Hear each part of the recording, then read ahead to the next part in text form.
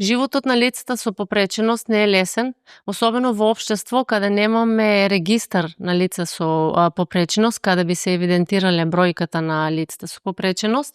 Во општество каде се зборува за инклузија, во сите институции имаме хартија на документација стои процесот на инклузија, но за негова имплементација често е знак прашање. Во општество каде за жал се уште лицата со попреченост се соочуваат со дискриминација. Тема на денешниот подкаст ќе бидат токму животот и предизвиците со кои се соочуваат лицата со попреченост, а гостин во мојот подкаст ќе биде на моје задоволство Мери Туџарова. Прво да те најавам, секретар во Здружение на лица со телесен инвалидитет Мобилност од Струмица. Мери, добре дојде во мојот подкаст. Добро ве најдов. Ви благодарам за поканата и за можноста, укажаната можност јавно да проговориме за нашите предизвици, за нашите проблеми и едноставно да го доближиме секојдневието на едно лице со попреченост во живот. До сите, да, до јавноста. Да. Мери, моја долгогодишна пријателка си, те знам многу одамна, знам дека си борец за правата на лицата со инвалидитет. Меѓутоа, морам да те прашам повторно, се уште постои ли дискриминација за лицата со инвалидитет? Успеавте ли да се изборите? За жал, да, се уште постои дискриминацијата. Иако можам и да се пофалам дека таа полека ја исчезнува, да. Но се уште постои во одредени сфери дискриминацијата од одредени луѓе и така.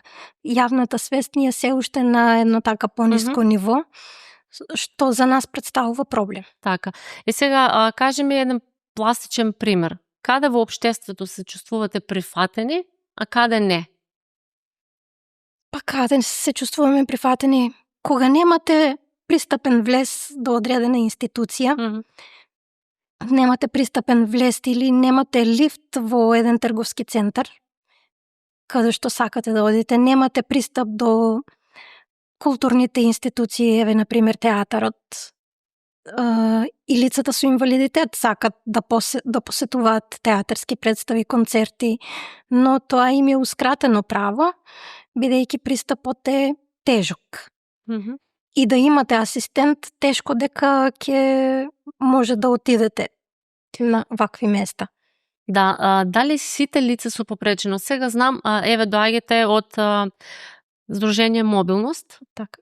Во една статија прочитав дека има во Мобилност 390 членови пријавени. Да. Тоа се лица со телесен инвалидитет само.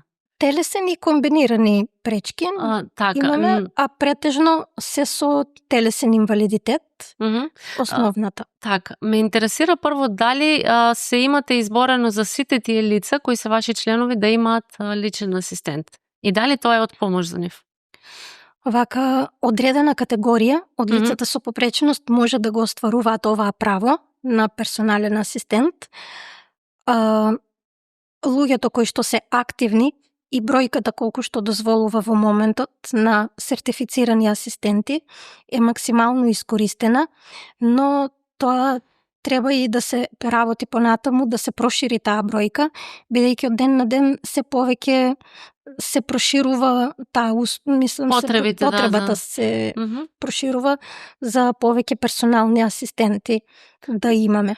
Добро, како ја утврдувате бројката кога знаеме дека се уште немаме регистар на лица со попреченост? Немаме основна евиденција, база, од каде би знаеле и црпат сите информации за тоа колку лица со попреченост има? Така, значи, тоа ни е голем проблем, немањето на регистар на лица со попреченост и поради него се соочуваме со доста проблеми. Например, обновувањето на документите за социјалните услуги, помош и нега од трето лице, додатокот за попреченост, нашите членови во Здруженијето морат на 6 месеци, на година дена, најмногу на 2 години истите да ги обновуваат. А тоа за нас представува голем проблем. Треба да се вадат нови специјалистички извештаи, термини немаме за овие контролни прегледи, што значи се чека доста време и имаме прекин во ова Во помошта? правото, да, во помошта. И тоа за нас представува проблем. Сакаш да кажеш, се случува лице со инвалидитет да го изгуби правото на финансиска помош од државата како резултат на тие административни пречки? Да, во прекин му се, додека не ги обнови документите, е во прекин. После обновувањето на документите, после комисијскиот преглед, истото право го продолжуваат, но има одреден период кога правото му е во прекин. И тука тоа ни представува голем проблем. Немањето исто така на термини за овие комисијски прегледи, а во последно време се случува и лицето да отиде на комисијски преглед во Скопје, а комисијата да не е присутна таму. Сега замислете со каков проблем се соочуваме. Значи, ние тука ангажира шофер за да го носи лицето на контролен преглед, тоа се финансиски трошоци за лицето, асистентот исто така мора да оди со него, а комисијата не е присутна на терминот кој што е закажан унапред со месеци. Имаш ли некое објаснување зошто се случува тоа и зошто се уште не е направен тој регистар на лица со попреченост? Каде застануваме? Каде е пречката? Наискрено не би можела да ви одговорам на ова прашање, не знам каде е пречката и зошто се уште не е изготвен овој регистар. Ние години наназад апелираме да се изготви овој регистар со што би си ја улесниле и нашата работа, мислам и нашето секојдневие, а и работата на институциите. Така ќе имат поголема прегледност со кој инвалидитет лица имат, кои права му се потребни, кои услуги и полесно ќе се менаџират работите. Така, кој треба да го направи тоа? Министерството за труд и социјална политика. Поточно сега Министерство за социјална политика и демографија има. Така. Сметаш ли дека и вие како лице со попреченост, сепак, нели, во рамки на вашите можности, би можеле да бидете погласни и повлијателни за да се направи тоа? Би требало да бидеме погласни, но ние ќе кажам дека не сме доволно гласни, бидејќи лицата со попреченост се соочуваат и со други проблеми, како например немањето доволно самодоверба, немањето верба во системот и така си таиме, меѓу нас се зборуваме, ама пак ќе кажем меѓу нас јавно ретко некој да излезе да проговори за проблемите. Так. Навистина сум благодарна што се одзва на поканата и така јавно да зборуваме и сметам дека ќе бидеме барем малку од помош.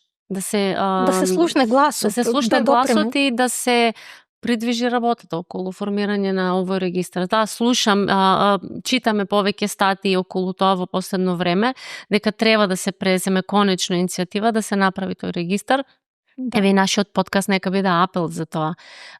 Да укажеме дека, пак ќе кажем, не е лесен животот на лицата воопшто не е лесен. Со попреченост и треба навистина да имаат слух оние кои се одговорни за тоа. Друг момент е инклузијата. Спомнав и во најавата. Сите ние знаеме да зборуваме да за инклузивност, да сакаме инклузија, но дали вистински инклузијата постои во нашето општество? Инклузијата постои, но не во целост. Имаме, може да кажем, делумна инклузија. Лицата имаме и процес на деинституционализација, да го споменам. Тука лицата од јавната установа Завод Бања Банско дел од нив се преселуваат да живеат во стамбени единици во градот, се со цел да бидат поблиско до градот, до институциите, до сите други. И да почне тој процес на инклузија, претпоставувам, тоа е целта. Но процесот се одвива таа инклузија, но лицата со попреченост се соочуваат со бариери, бидејќи не е пристапно се како што треба за да функционираат тие самостално.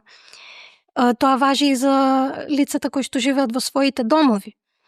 Да сакат да бидат активни во општеството, наидуваат на бариери. На архитектонски бариери. Тоа ни е првиот проблем со кој се соочуваме при инклузијата на лицата со попреченост. Мери ми спомна неофицијално пред да почнеме со снимање на подкастот, ми рече убава реченица, инклузијата треба да започне од дома. Да. Што значи тоа?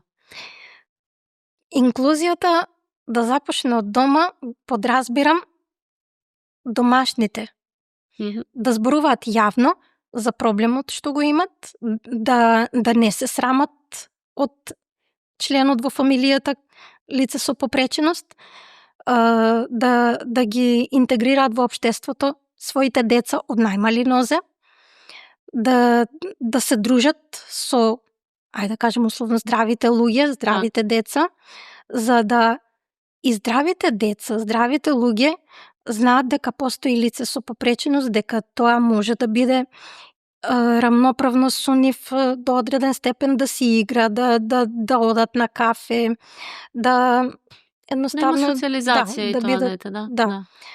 А родителите, бидејќи се понашат премногу заштитнички спрема своите деца, ги штитат од лошите погледи на граѓаните, бидејќи имаме и такви коментари, сакајќи да ги заштитат своите деца, тие ги чуват дома. И не им е овозможена на некој од нив и персонална асистенција, бидејќи не се пријавени. Да. Имавме случаеви каде одреден период користеше персонална асистенција, потоа ја прекина персоналната асистенција, или додека да му дозволат родителите да користи персонална асистенција, имаше натегања. Сепак се работи за млади луѓе кои што допрва треба да го живеат својот живот. И еден апел би упатила до родителите. Немојте да им го скратувате правото, бидејќи вие сте тука одреден период. Што после вас?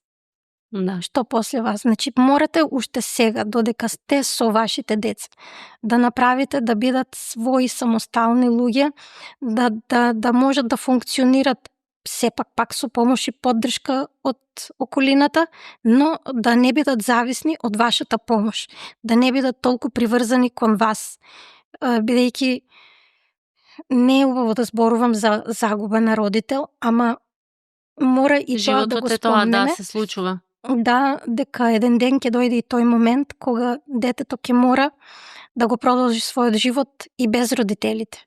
А тој момент ќе му биде многу потежок на детето, доколку не биде спремна. Така.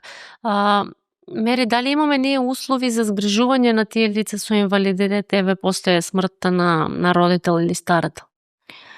Имат ли создадени услови тука? Конкретно еве за нашиот регион зборувам. Немаме некои посебни услови, иако Центарот за социјална работа тоа го реализира преку згрижување во мали групни домови, но сепак теретот паѓа на фамилијата. Фамилијата е таа која што треба да најде решение како после родителите тоа лице ќе обстојува. Так. Пак ќе се навратам на регистарот. Убаво кажа дека инклузијата треба да започне уште од самиот дом. И сметаш ли дека и тоа има влијание, бидејќи родителите не се соочуваат со самиот проблем, не пријавуваат на времено, нели, не се гласни на времено, па и сето тоа да придонесе да не сте толку ангажирани сите за тој регистар? Па вака, кога на детето ќе му сервирате се на тацна дома, тоа ќе се навикне така да живее и нема да бара нешто повеќе. А кога ќе го оставите да се снаоѓа во одредени моменти и само, ќе размислува повеќе, ќе бара начин како понатаму, ќе бара да биде вклучено во општеството, ќе бара повеќе работи, значи ќе се снаоѓа како и сите други деца. Би започнала од образовниот систем. Да. Знам дел од лицата со попреченост, кои се дел од образовниот систем, веќе нели, во тој процес на инклузија се влезени. Докаде е тука процесот? Функционира ли колку толку за да се описменате тие деца и да се социализираат? Еве конкретно во нашиот регион. Вака, значи, кога би зборувале за лицата со попреченост, можам да кажам, ајде дека да, функционира. Направени се пристапни рампи, училиштата се пристапни, имаме обезбедено образовни асистенти, иако и на тоа треба да се поработи, да се зголемат образовните асистенти, за да може лицето во потполност да биде присутно на наставата и така. А кога зборуваме за друг вид на попреченост, например со интелектуална попреченост, треба прилагодување на наставните програми. Тука, а за телесната попреченост сега за сега е на некое, ајде да кажем, задоволително ниво, но може и тука да се подобрат работите, може да биде подобро и тоа. Што е со вработување на лицата со инвалидитет? Има ли можности во нашите компании, не мора да биде само јавна институција, нели, и во приватните компании? Има докаде е свеста на приватните компании дека може да се вработи и лице со попреченост, нели, согласно неговите можности и потреби, и да си функционира, што би значило инклузија за него?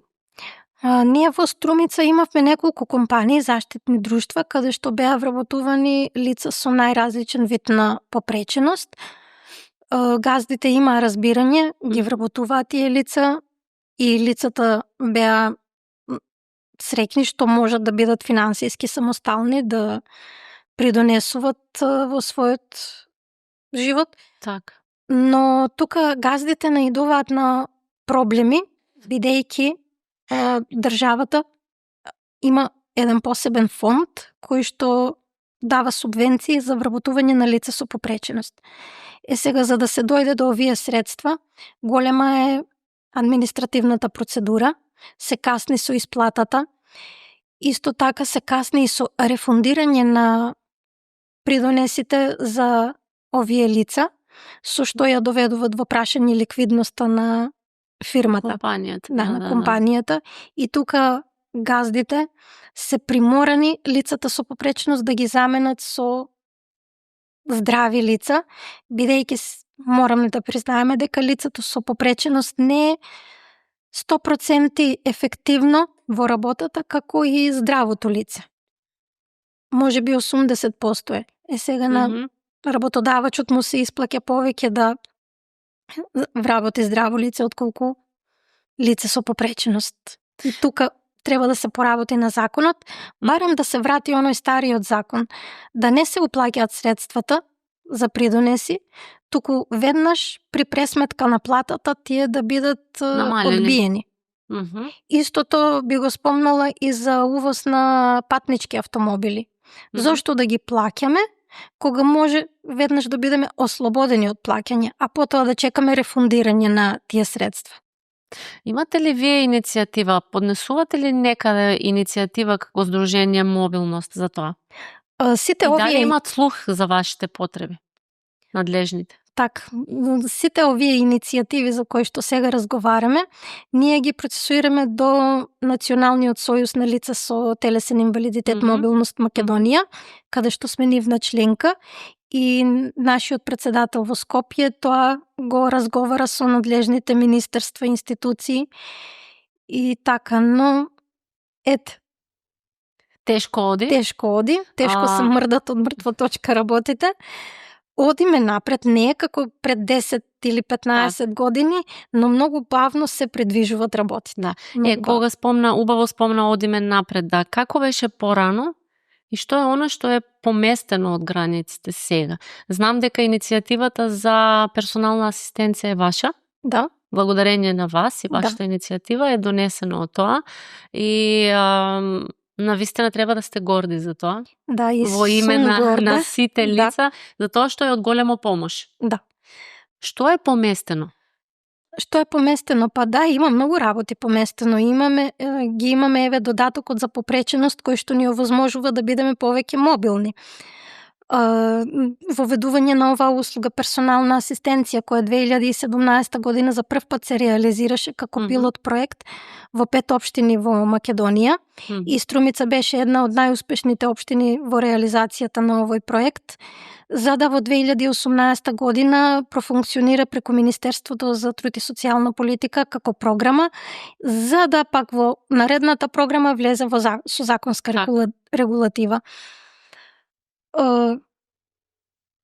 Тоа е поместено. Можам да кажем и дека во делот на образованието имаме напредок. Јас кога бев ученик, може да кажем личен пример, поради мојот телесен инвалидитет не ми беше дозволено да бидам редовен ученик во средното образование. Тоа законски не беше решено? Тогаш не бевме ни свесни да бараме, бидејќи поодамна во 90-тите години, не бевме ни свесни да си ги бараме толку правата, не знаевме. Директорот така одлучи и така бидна. Но ти си позитивен пример и за завршено образование и за функционирање во општеството. Како помина тој пат? Па со помош на мојата фамилија, да ви кажам наискрено, голема поддршка од фамилијата. Средното образование го завршив вонредно, со солиден успех и имав пофалба од сите професори за моите успеси. Дури една професорка ми кажа да си редовен ученик би била првенец на генерацијата.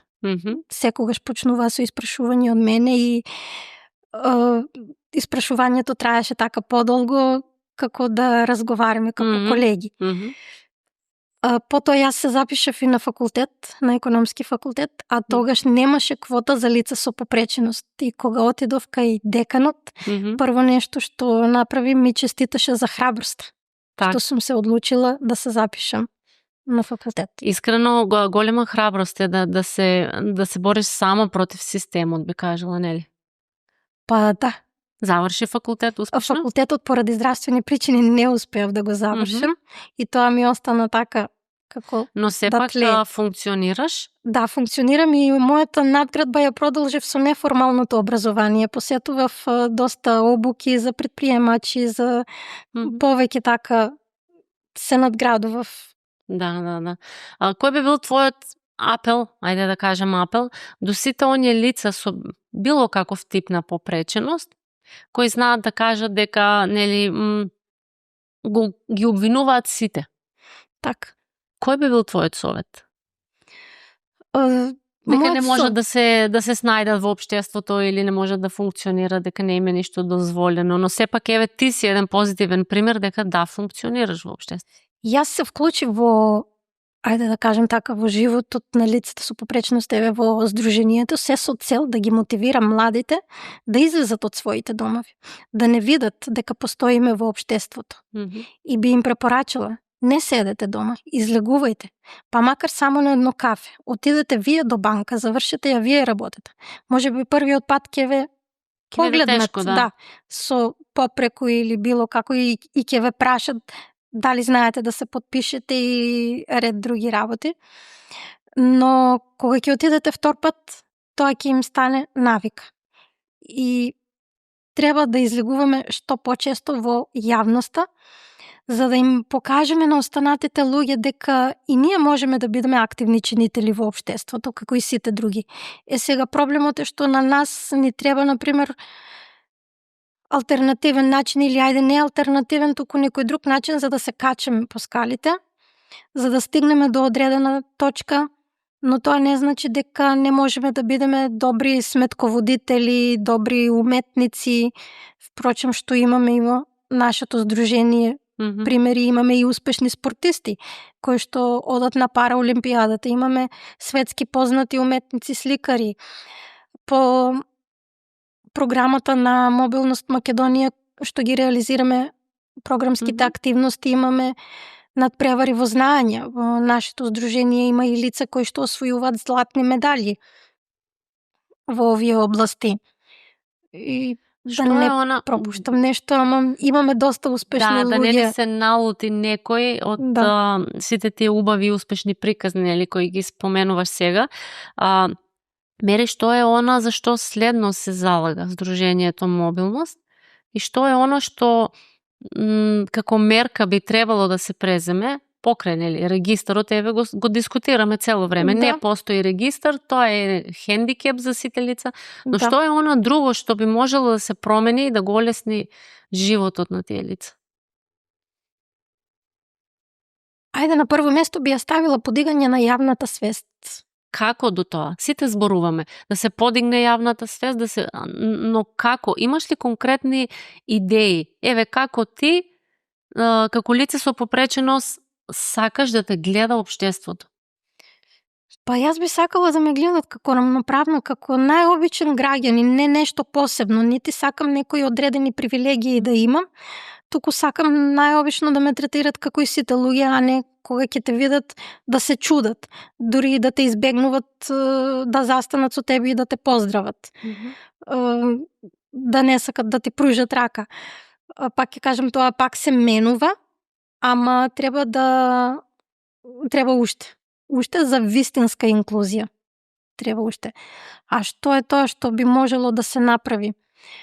Па кога би била пристапно, еве, например, институциите. Во Струмица колку институции имаат пристап за лицата со попреченост или инвалидитет, ајде да кажем? Па само Центарот за социјална работа, шалтерот што е, само тој е пристапен, а другите институции, еве да ги спомнам, Фонд за здравствено осигурување, пензиското, исто така тие се непристапни, имаме звонче со кое што треба да задзвониме за да се симне службеникот, ама сепак тоа не е решение, не е достоинствено да ве услужуваат на пат. Некогаш врне, некогаш многу јако сонце имаме. Вие стоите, чекате, се симнуваат со едни документи, се качуваат со други документи, пак се симнуваат со други документи. Не е некако убава таа слика. Не се чувствувате пријатно. Да, сакаш да кажеш дека само тие два објекти се пристапни? Каде од персоналот, каде нели инфраструктурно е направено? И дел од општинската зграда е пристапна, дел. Не се сите простории пристапни и тоа. Здравствени установи имаме непристапно. Центрите за неформално образование, да сака некое лице да посетува некој курс, нешто да се надградува, исто така немаме пристапна установа за да посетува курс. Јас, например, кога посетував вакви обуки, се снаоѓав мака мачев со пристапност. Е сега, каде што се соочувате со потешкоти во движењето, со мобилноста, треба да ги надминувате и архитектонските бариери, кои што ви одземаат време. Имате потреба порано да излезете од дома, порано да стигнете до одредено место и така тоа ве исцрпува. Така. Покрај овие физички бариери, нели, кои ги гледаме непристапно се, претпоставувам се соочувате со психолошки бариери. Па да, има и психолошки бариери, може да кажем дека тие се и најголемите бариери. Како прво, постојат и кај лицата со попреченост, тие психолошки бариери, а постојат и кај останатите, кај здравите луѓе.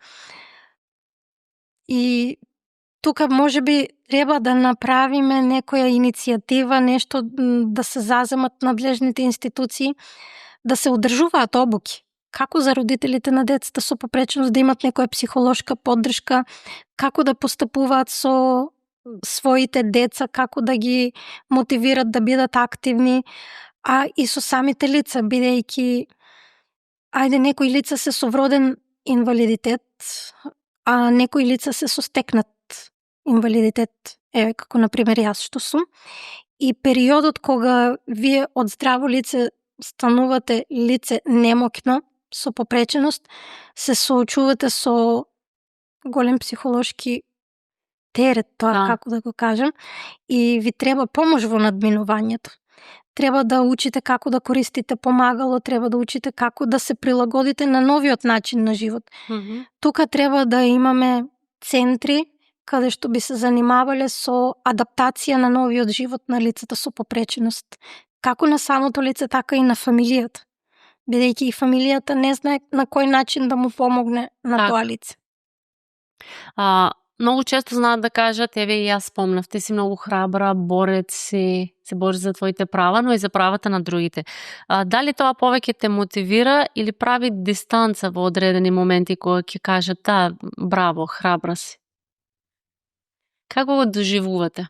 Зависи од кој ги добиваш тие зборови. Ако, например, ги добиеш од некој близок што добро те познава, од фамилијата, тоа звучи мотивирачки. Го доживувате мотивирачки. Но ако некој што не ја знае твојата голгота, не знае ни што се минуваш и го каже тоа, може да го сватите и во негативен контекст. Зависно кој тоа ве охрабрува. Кој тоа ве охрабрува да се направи. Мери, нема да инсистирам, но мислам дека е добро да споделиш една ситуација каде си ги надминала овие бариери. И си успеала да докажеш дека да, и ние лицата со инвалидитет можеме да успееме во нешто. Покрај образование, ми спомна факултетот е во тек, јас се надевам дека ќе го заврши факултетот. Се уште Сакам да ги мотивираме гледачите да им покажеш со твој личен пример дека се е можно. Па јас мислам дека со моето секојдневно делување, дека им давам пример на останатите лица, како на здравите, така и на лицата со попреченост, дека и покрај инвалидитетот можете да бидете активни, можете да придонесувате, да бидете самостални. Еве сега со помош и поддршка, нели, со персоналната асистенција, таа можност ви е подостапна.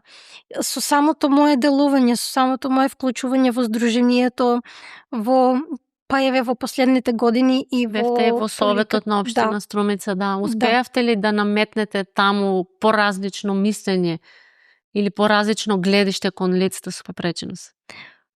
Јас бев... И како беше прифатена? Кажи ми искуство, еве, како беше прифатена во Советот на општина Струмица? Можам да кажам дека Советот на општина Струмица беше првото место каде што веднаш од првиот момент бев прифатена равноправно како и сите други. Воопшто не се почувствував дека сум лице со попреченост и дека нешто поинаку ме гледаат.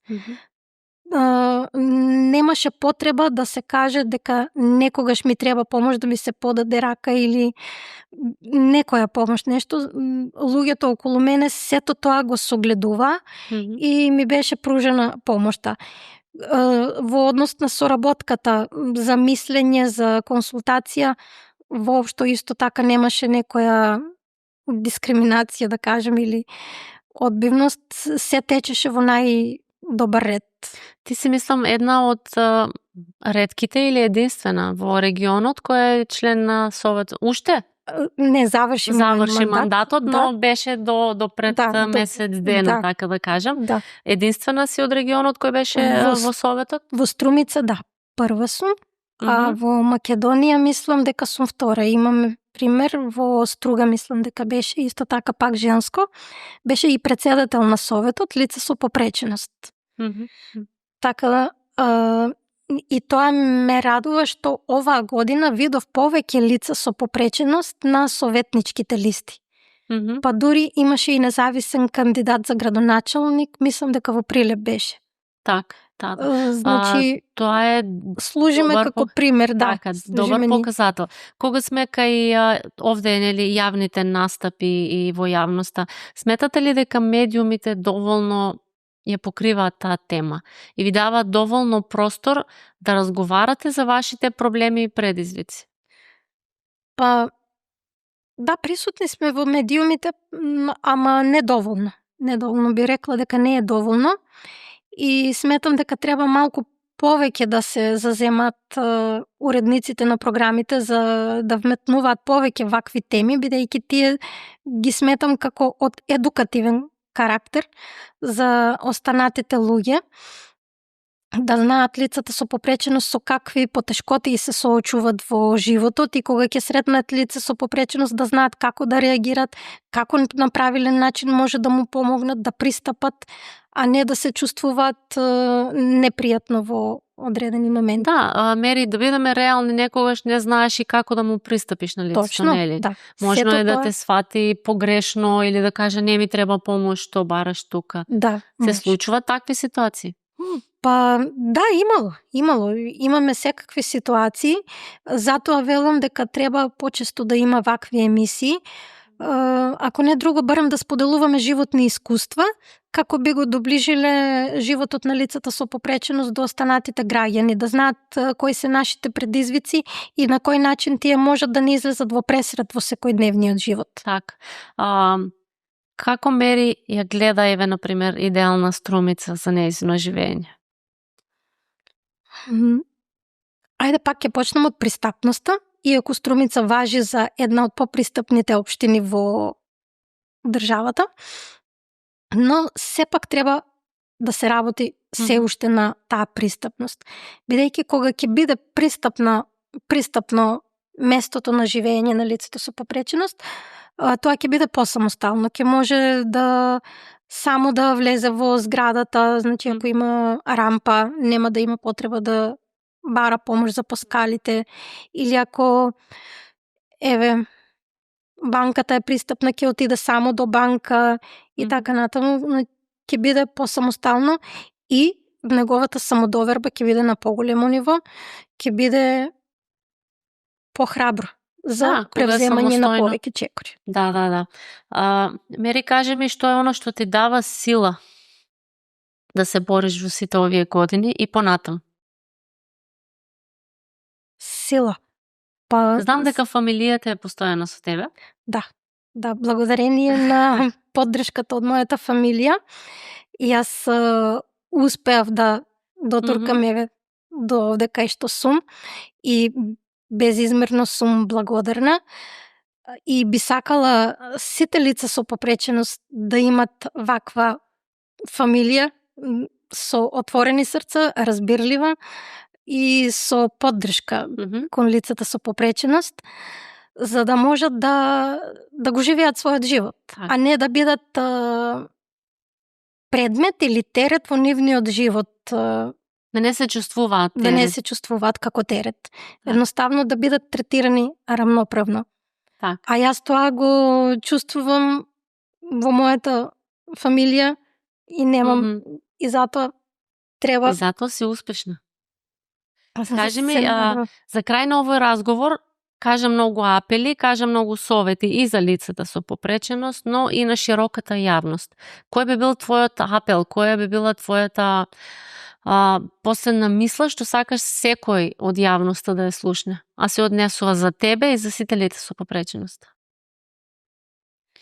Да бидат повеќе со поотворен ум, како да кажем, емпатични, да не се стварат бариери во нивните мозоци, да ја тргнат стигмата, предрасудите да ги отстранат.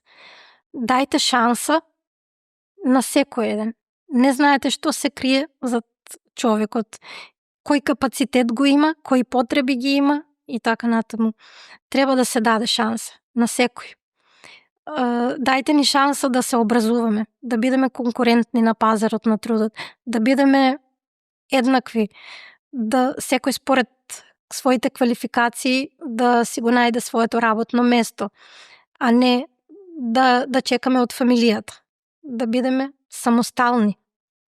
И да бидете рамноправни со нас. И рамноправни, да. Заслужувате тоа. Мери, јас ти благодарам на овој искрен разговор. Ви благодарам и на вас за можноста за... Така.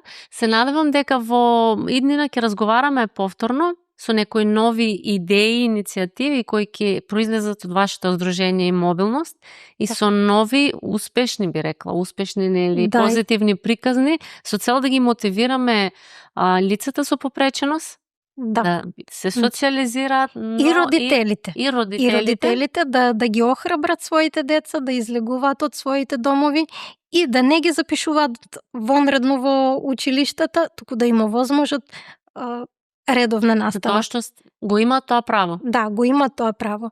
Да се ги знаат своите права, тоа е најбитно, мислам. Чувањето дома не ја покажувате грижата.